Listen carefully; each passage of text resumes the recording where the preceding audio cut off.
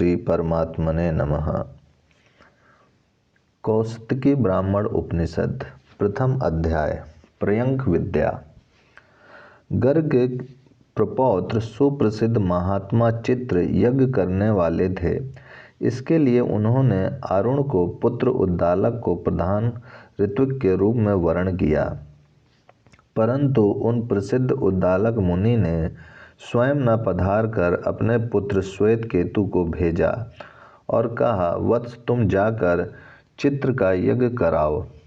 श्वेत केतु यज्ञ में पधार कर एक ऊंचे आसन पर विराजमान हुए। उन्हें आसन पर बैठे देख चित्र ने पूछा, गौतम कुमार, इस लोक में कोई ऐसा आवरण युक्त स्थान है जिसमें मुझे ले जाकर रखोगे, अथवा कोई उससे भिन्न सर्वथा विलक्षण आवरण शून्य पद है जिसे जानकर तुम उसी लोक में मुझे स्थापित करोगे? श्वेत केतु ने कहा, मैं यह सब नहीं जानता, किंतु यह प्रश्न सुनकर मुझे प्रसन्नता हुई है। मेरे पिता आचार्य हैं, वे शास्त्र के गूढ़ अर्थ का ज्ञान रखते हैं, दूसरे लोगों को शास्त्रीय आचार में लगाते और स्वयं भी शास्त्र के अनुकूल ही आचरण करते हैं, अतः उन्हीं से यह बात पूछूंगा। यूँ कहकर वे अपने पिता आरुणि उद्दालक के पास गए और प्रश्न को सामने रखते हुए बोले, पिताजी, चित्र ने इस प्रकार से मुझसे प्रश्न किया है, सो इसके संबंध में मैं किस प्रकार उत्तर दूं? उद्दालक ने कहा, वत्स, मैं भी इस प्रश्न का उत्तर नहीं जानता। अब हम लोग महाभाग चित्र की यज्ञशाला में ही इस तत्व का अध्ययन करके इस विद्या को प्राप्त करेंगे। जब दूसरे लोग हमें विद्या और धन देते हैं तो चित्र भी देंगे ही। इसीलिए आओ हम दोनों चित्र के पास चलें। वे प्रसिद्ध आरुणि मुनि हाथ में संविधा ले जिज्ञासु के वेश में गर्ग के प्रपौत्र चित्र के यहाँ गए। मैं विद्या ग्रहण करने के लिए तुम्हारे पास आया हूँ, इस भावना को व्यक्त करते हुए उन्होंने चित्र के समीप गमन किया। उन्हें इस प्रकार आया देख चित्र ने कहा, गौतम, तुम ब्राह्मणों में पूजनीय एवं ब्रह्म विद्या के अधिकारी हो, क्योंकि मेरे जैसे लघु व्यक्ति के पास आते समय तुम्हारे मन में अपने बड़प्पन का अभिमान नहीं हुआ है, इसलिए आओ तुम्हें निश्चय ही इस पूछे हुए विषय का स्पष्ट ज्ञान कराऊंगा। सुप्रसिद्ध यज्ञकर्ता चित्र ने इस प्रकार उपदेश आरंभ किया। ब्राह्मण, जो कोई भी अग्निहोत्र आदि सत्कर्मों का अनुष्ठान करने वाले लोग हैं, वे सब के सब जब इस लोक से पलायन करते हैं तो क्रमशः धूम, रात्रि, कृष्ण पक्ष और दक्षिणायन आदि के अभिमानी देवताओं के अधिकार में होते हुए अंतोगत्वा चंद्रलोक अर्थात स्वर्ग में ही जाते हैं। उनके प्राणों, इंद्रियों और प्राणों से चंद्रमा शुक्ल पक्ष में पुष्टि को प्राप्त होते हैं। वे चंद्रमा कृष्ण पक्ष में उन स्वर्गवासी जीवों की तृप्ति नहीं कर पाते। निश्चय ही यह स्वर्गलोक का द्वार है जो कि चंद्रमा के नाम से प्रसिद्ध है। जो अधिकारी दैवी संपत्ति से युक्त होने के कारण उस स्वर्ग रूपी चंद्रमा का प्रत्याख्यान कर देता है, अर्थात जहाँ से पुनः नीचे गिरना पड़ता है, ऐसा स्वर्गलोक मुझे नहीं चाहिए। इस प्रकार दृढ़ निश्चय करके जो निष्काम धर्म का अनुष्ठान करते हुए चंद्रलोक को त्याग देता है, उस पुरुष को उसका वह शुभ संकल्प चंद्रलोक से भी ऊपर नित्य ब्रह्मलोक में पहुंचा देता है। परंतु जो स्वर्गीय सुख के प्रति ही आसक्त होने के कारण उस चंद्रलोक को अस्वीकार नहीं करता, उस सकामी कर्मी स्वर्गवासी को उसके पुण्य भोग की समाप्ति होने पर देव वर्ग वृष्टि के रूप में परिणत करके इस लोक में ही पुनः बरसा देता है। वह वर्षा के रूप में यहाँ आया हुआ अनुशयी जीव अपनी पूर्व वासना के अनुसार कीट अथवा पतंग या पक्षी अथवा व्याघ्र या सिंह अथवा मछली या सांप, बिच्छू अथवा मनुष्य या दूसरा कोई जीव होकर इनके अनुकूल शरीर में अपने कर्म और विद्या उपासना के अनुसार जहाँ कहीं उत्पन्न होता है। इस प्रकार संसार की स्वर्ग नरक रूपा दुर्गति को समझकर जो उससे विरक्त हो चुका है और ज्ञान उपदेश के लिए गुरुदेव की शरण में आया है, उसे उस अपने समीप आए हुए शिष्य से दयालु एवं तत्वज्ञ गुरु इस प्रकार पूछे, वत्स तुम कौन हो? गुरु के इस प्रकार प्रश्न करने पर शिष्य अपने को देह आदि संगात रूप मानकर यूं उत्तर दे, हे देवगण, जो पंचदश कलात्मक शुक्ल है और कृष्ण पक्ष के हेतुभूत श्रद्धा द्वारा प्रकट पितृलोक स्वरूप एवं नाना प्रकार के भोग प्रदान करने में समर्थ है, उन चंद्रमा के निकट से प्रादुर्भूत होकर पुरुष रूप अग्नि में स्थापित हुआ, जो श्रद्धा, सोम, वृष्टि और अन्न का परिणाम भूत वीर है, उस वीर के ही रूप में स्थित हुए मुझ अनुशयी जीव को तुमने वीर्याधान करने वाले पुरुष में प्रेरित किया। तत्पश्चात गर्भाधान करने वाले पुरुष पिता के द्वारा तुमने मुझे माता के गर्भ में भी स्थापित करवाया।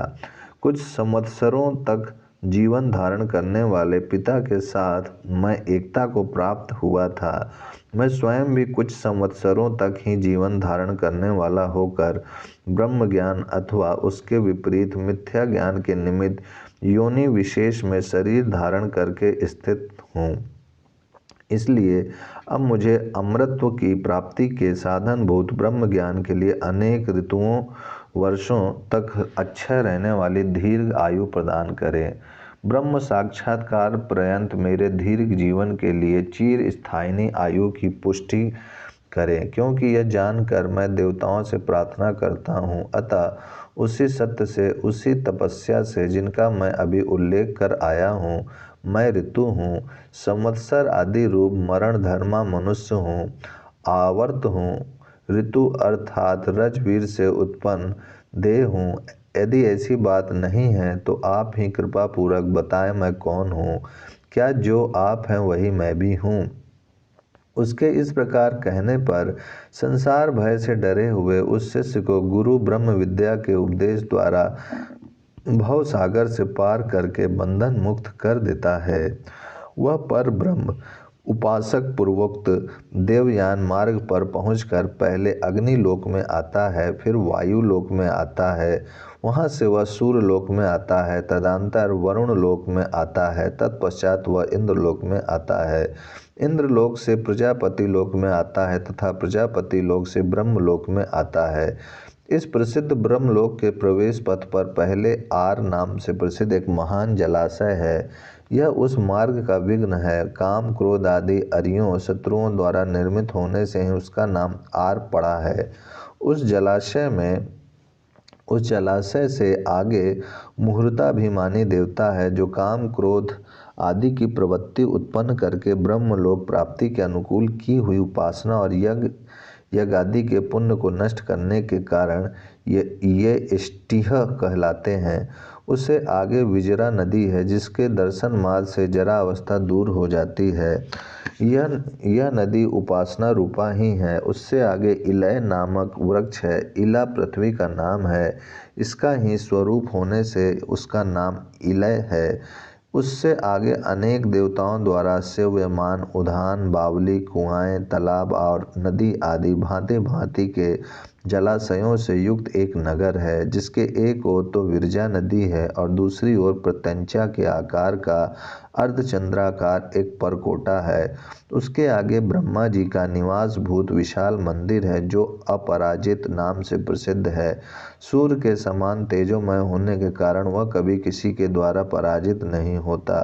मेघ और यज्ञ रूप से उपलक्षित वायु तथा आकाश रूप इंद्र एवं प्रजापति उस ब्रह्म मंदिर के द्वार रक्षक हैं।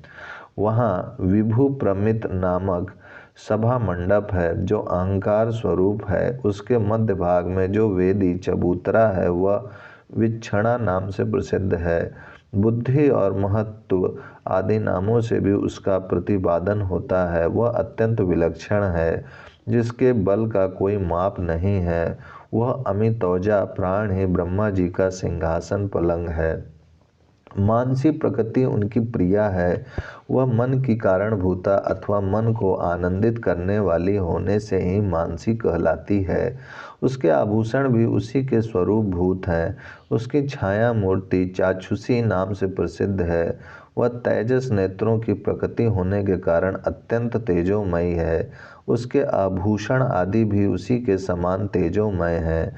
जरायुज, स्वेदज और अंडज और उद्भिदज, इन चतुर्विध प्राणियों का नाम जगत है। यह संपूर्ण जगत जड़ चेतन समुदाय ब्रह्मा जी की वाटिका के पुष्प तथा उनके धौत एवं उत्तरीय युगल वस्त्र हैं। वहाँ की अप्सराएं साधारण युवतियाँ अम्बा और अम्बाईवी नाम से प्रसिद्ध हैं। जगत जननी श्रुति रूपा होने से वे अम्बा कहलाती हैं तथा अम्ब अधिक और अयव न्यून भाव से रहित बुद्धि रूपा होने से उनका नाम अम्बाईवी है। इसके सिवा वहाँ अम्बाया नाम की नदियाँ बहती हैं। अम्बक नेत्र रूप ब्रह्म ज्ञान की ओर ले जाने के कारण उनकी अम्बया संज्ञा है। उस ब्रह्मलोक को जो इस प्रकार जानता है उसी को प्राप्त होता है। उसे जब कोई अमानव पुरुष आदित्य लोक से ले आता है उस समय ब्रह्मा जी अपने परिचारकों और अप्सराओं से कहते हैं, दौड़ो उस महात्मा पुरुष का मेरे यश के, मेरे प्रतिष्ठा के अनुकूल स्वागत करो। मेरे लोक में ले आने वाली उपासना आदि से निश्चय ही यह उस विजरा नदी के समीप तक आ पहुँचा है। अवश्य ही अब यह कभी जरावस्था को नहीं प्राप्त होगा। ओम शांति शांति शांति।